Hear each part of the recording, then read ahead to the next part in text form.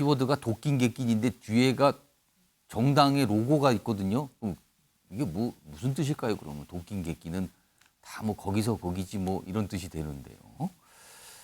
우선 최근에 국민의힘에서 판사에 대한 어떤 압박이랄까 이런 게 좀 굉장히 강하거든요. 얼마 전에 지난주입니다. 정진석 국민의힘 의원이 노무현 전 대통령에 대한 명예훼손 이건으로 실형 선고를 받았거든요.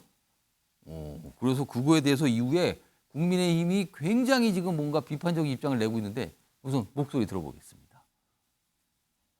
이명박 대통령이 정치보복을 하지 않았다는 것을 분명히 해둘 필요가 있겠다라는 판단에서 페이스북 글을 올리게 됐던 것이고요. 저는 뭐 이게 실형이 선고된 거에 대해서 받아들일 수가 없다. 다분히 감정이 섞인 판단이다. 저는 이렇게밖에 이해가 안 됩니다. 항소하겠습니다. 판사가 고등학교 3학년 때 쓴 것으로 보이는 글에는 한나라당에 대한 적개심과 경멸로 가득 차 있습니다. 노사모라고 해도 과언이 아닙니다. 결론에 있어 정치적 중립을 지켜야 할 판사로서가 아니라 노무현 대통령의 지지자로서 또 국민의힘의 전신인 한나라당을 싫어하는 정치적 견해를 그대로 쏟아낸 공사를 구분하지 못한 판결입니다. 사회적 혼란을 야기한 정진석 의원에게 징역 6개월을 선고한 재판부가 이상한 것입니까? 아니면 뻔뻔한 범죄자인 정진석 의원을 늦장 수사하고 봐주기, 약식 기소한 검찰이 이상한 것입니까? 여당의 비상식적이고 과도한 판사 비난과 의혹 제기는 사법권을 농락하는 것입니다. 국힘당은 도대체 나라를 어떤 꼴로 만들려고 합니까? 정신 차리기 바랍니다. 이게 전주혜 의원하고 손은석 최고위원 지금 아주 다른 입장을 냈어요. 이 판결에 대해서 이 판사 얘기를 좀 하고 있는데 우선 조승현 위원장, 최인정 변호사의 의견 좀 들어보겠는데 조승현 위원장, 국민의힘에서는 판사의 약간 과거 어떤 행적까지 얘기하면서 굉장히 압박과 공격하고 있거든요. 어떻게 보셨습니까? 저는 뭐 여당이든 야당이든 사법부의 판단에는 존중해야 된다고 생각을 합니다. 왜냐하면은 어쨌든 우리 사회의 다양한 이해관계와 갈등을 조정하고 이걸 통합하는 게 최종 결론은 사법부에서 나는 거 아닙니까? 예. 그렇기 때문에 사법부를 존중하지 않으면 우리 공동체가 존재할 수가 없거든요. 그래서 사법부의 판단에는 존중하는 태도를 여든 야든 다 가져야 된다고 생각합니다. 그래서 저건 부적절하다고 생각합니다. 검찰의 실명을 공개한 거에 대해서는 민주당이 최근에 그렇죠. 몇 차례가 있었어요. 지금 그럼 검찰 네. 수사하는 검사들 공개한 거. 네, 그거에 대해서도 질문하신 거 아닌가요? 그건 좀 따로 준비돼 있으니까 좀 이따 할게요. 그것까지는 마저 지금 답을 하시는데 그건 따로 준비돼 있거든요. 우선 알겠습니다. 요건에 대해서만 일단 의견을 듣고 보겠습니다. 자, 그럼 최인정 변호사. 그렇습니다. 이번에 그 정진석 그 의원이 기소된 것은 이른바 사이버 명예훼손, 예. 정보통신망 이용법상의 명예훼손인데요. 일반 명예훼손과 달리 사자에 대한 명예훼손 같은 경우에는 예. 요건이 두 가지입니다. 하나는 허위의 사실, 어. 또 하나는 비방의 목적, 이런 예. 부분이 있어야 되는 것이죠.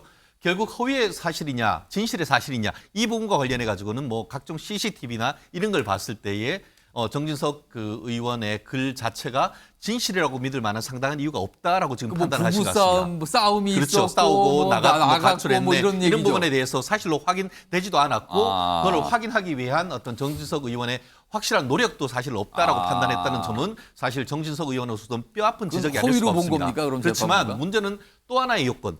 비방의 목적 이 부분에서 관련해 가지고 지금 정진석 그 의원 같은 경우에는 나는 이 노 전 대통령의 부부에 대한 비방의 목적이 있는 것이 아니고 그 맥락이 민주당 의원이 제기하는 여러 가지 의혹에 대해서 그것을 반박하는 과정에서 이 글이 나왔다라고 얘기를 하고 있습니다. 취지가 다른 데 있다. 그렇죠. 그렇기 때문에 고의적, 주관적 구성 요건으로서의 어떤 비방의 목적을 부인하고 있단 말이에요. 예. 그런데 그거에 대해서 비방의 목적을 부인한다고 해서 벌금 500만 원 구형했는 사안에 대해서 실형 선고를 한다? 예.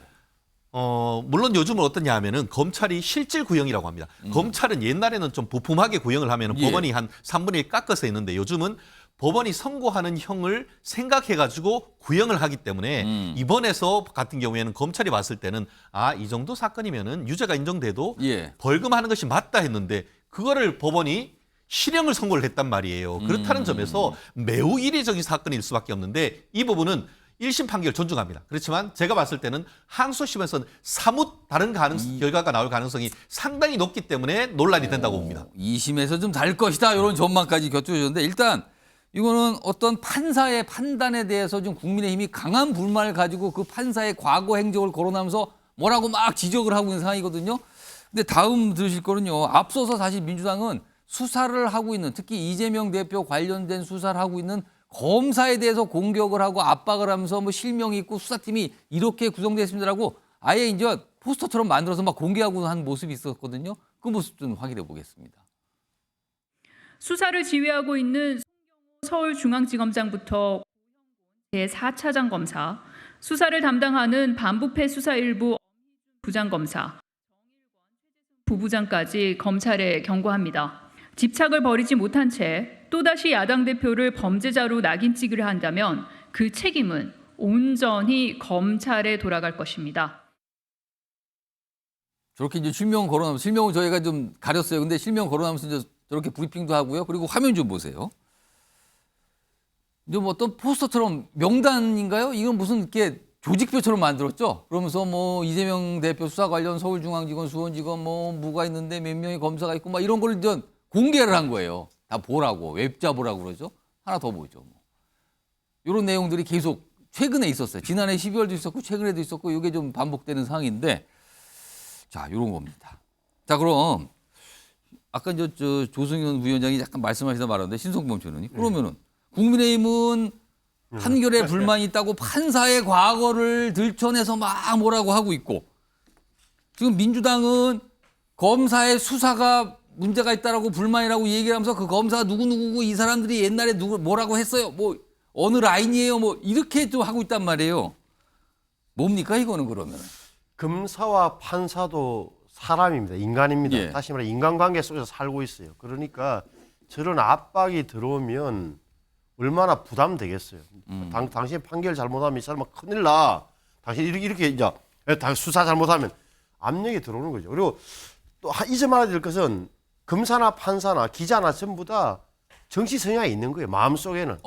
하지만 그것을 업무로 표출하면은 비프로페셔널, 전문적이 않잖아요. 예. 나는 누구를 마음속으로 지지하지만 그걸 판결에 쓰면 안 되는 거잖아요. 그건 객관적으로 판사의 역할, 검사의 역할, 예. 기자의 역할을 하는 게 그 직역의 업무죠. 그런데 이번 정진석 의원 판결 같은 경우는 제가 보기에는 판사의 성향이 노골적으로 드러난 부분이 분명히 있어요. 예를 들어서 거칠고 단정적인 표현, 뭐 검찰에 대한 공격 이런 거 보면 판사의 부장판사쯤 되면 아마 10년 이상 15년 차쯤 될 것 같은데 그 사람의 그런 인협성에 녹아 있다고. 그건 분명한 사실이에요. 그렇다고 해서 그 사람이 고3 때 뭘 썼다 이까지 노출. 고3 때 무슨 뭐 말이 안 돼. 이거는 있어요. 말이 안 되는 왜? 이거는 법조인 대학 보면 어느 고등학교 나오고 고향이 어디고 따져보면 이렇게 되면 글쎄 법조인 되기 전에 그때 어릴 때 그것까지 학교 들어가면 할아버지 할머니까지 나와야 돼요. 이런 문제 생긴단 말이에요. 그래 저 잘못된 거예요. 판사에 다시 좌표찍기 하는 거 잘못된 거다. 특히나 부장판사 출신 저 전주의 의원이 저렇게 하는 것은 좀 우스꽝스러운 행태예요. 물론 이제 야당에서는 검사 잡혀주기도 말이 안 되는 거다. 그러면 어떻게 봐야 되느냐? 이런 판사도 있을 수 있다. 우리나라 판사가 많잖아요. 3천 명 정도 되는데 이런 사람은 이런 모양이다. 법원 안에서 내부 정리를 해줘야 돼요. 나중에 인사 때라든지 이런 사람한테 정치사건을 맡기면 안 될 거 아니에요. 예를 들어 성향이.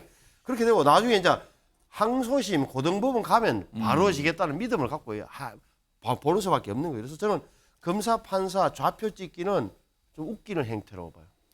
자, 정기란 교수님. 그러니까 판사의 과거를 들춰내는 거. 그다음에 검사의 좌표와 과거 무슨 뭐 라인 뭐 이런 얘기까지 소개하는 이 두 가지 양당의 지금 모습이에요. 최근에 나타난 모습입니다. 글쎄요, 그 정치권의 정말 슬픈 자화상일 수도 있는데 예. 양당이 정치적으로 싸우다가 결국은 사법 절차에 호소합니다. 고소 고발합니다. 그렇죠. 그래놓고는 통상 많아요. 서로가 고소 고발합니다. 싸우다가 안 되면 글로 가죠. 내 편이냐 우리 편이냐, 나한테 유리한 판결이냐 나한테 유리한 조치냐에 따라서 검찰을 공격하고 법원을 공격합니다. 근데 이건 정치와는 엄격하게 삼권 분립에서 분리되어 있는 사법 시스템입니다. 사법 시스템에 대한 이런 그 문제 제기, 이건 정말 신중하고 어떤 뭘까 자제되어야 한다. 아. 그럼에도 불구하고 여야 할 것 없이 검수와 좌표 찍기를 하고 사법부 판결에 대해서 어떤 방해 행위를 한다. 예. 이건 저는 여야가 함께 노력해서 없애져야 할 나쁜 정치권의 관행이다.